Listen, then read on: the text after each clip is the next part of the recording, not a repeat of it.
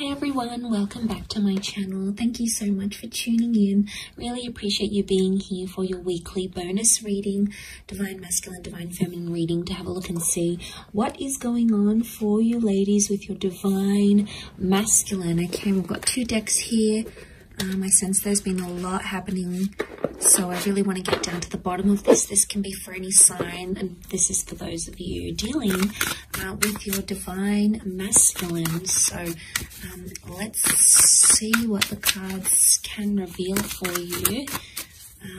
What's going on with this Divine Masculine? What's been happening?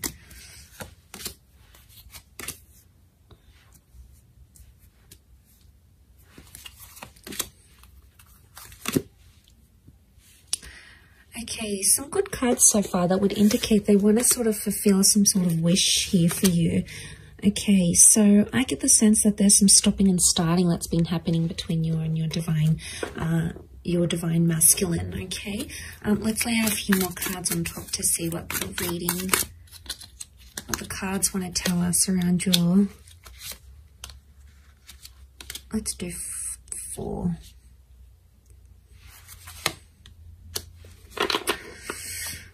Okay, there's a bit of a disruption in the cards. There's been an exchange of words, and I get the sense that there's Divine Masculine that's feeling like they're on the fence about things, or feeling like they want to walk away. If they're not walking away, they're walking towards trying to fulfill a wish of yours. But I get there's a strong stubbornness to them. A strong stubbornness, and the 5 of Swords makes me think that there could be a Divine Masculine who's entertaining someone else or talking to someone else, okay? 3 of Swords can be like a third-party situation. There's 3 people involved here. So not all is as it seems with just this Divine Masculine. There appears to be something in the shadow, or something that you're not seeing. And the 5 of Swords really crowns this reading, sitting right on top. So it's the last card. Can be around an air sign. Nonetheless, I'm getting a sense that there's stubbornness. There's a lot of stubbornness here. There's Temperance is like they're trying to wait it out. They're either waiting for you to contact them, they're waiting for you to apologize. They're sort of they're leaving things in your court. Okay, they know on some level you're going to either run back to them or fulfill their wishes or do something. So that's what they're thinking about, and that's what they're sort of waiting on. But that can be a little bit selfish and a little bit arrogant. You know, we've got the 6 of Wands, and this sort of behavior it's questionable. I think what's going on here is that someone's playing a little bit of games here. And I get the sense that there's an immaturity that's coming up with the Divine Masculine, possibly an earth sign, a Taurus, Capricorn, Virgo. Some of you may have a Cancer. We have a Cancer moon, and this person is checking out. You know, they're leaving, they're distancing themselves. They're just in this sort of energy where like they've either had enough, or they sort of want to dust their hands off of something or leave. You know, ladies, if this is what he's doing, if this is what your Divine Masculine is doing, if he's showing you he wants to leave and he doesn't want to partake in something anymore, you know, sometimes you have to show them the door. It's almost like how much you're going to tolerate, because there's only a certain amount you can actually tolerate. You know, you need to see your worth, and you need to see your value. For those of you that this Divine Masculine walks away, it's almost like they're going to return because they're going to see you're not chasing after them. And that's going to make them like have this energy. This can also be seen as a phallic symbol. So what I'm getting the sense is that for those ladies watching, if you've had a Divine Masculine that's sort of backed away, distanced themselves, you're no longer in contact, or you've recently come back into contact because of a wish and they're trying to make a good impression, I get the sense that there could be jealousy because there may be other males showing you attention. Okay, the reason I say that is because we have the Ace of Wands.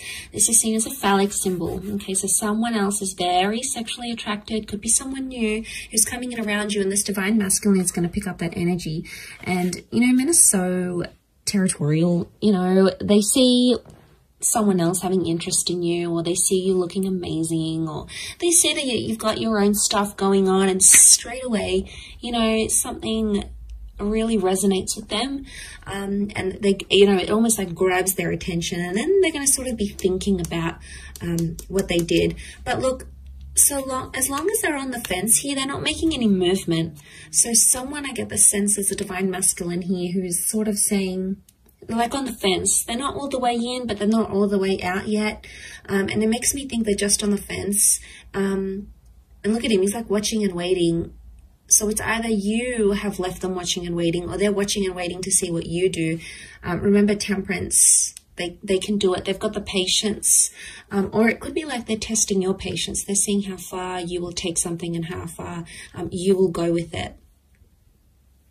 And this is really interesting. I do feel for some of you there's a new divine masculine presence coming in with the Ace of Wands. Okay, this is destiny, God, fate. Could be a new opportunity, a new person, meeting under very, very strange, bizarre, yet lovely circumstances.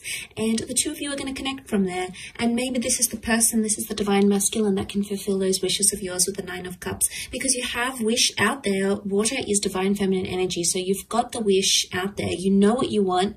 You know what you don't want. And the universe is trying to show you that contrast. So I get the sense that the universe is trying to tell you something about this person, okay, or about their true intentions.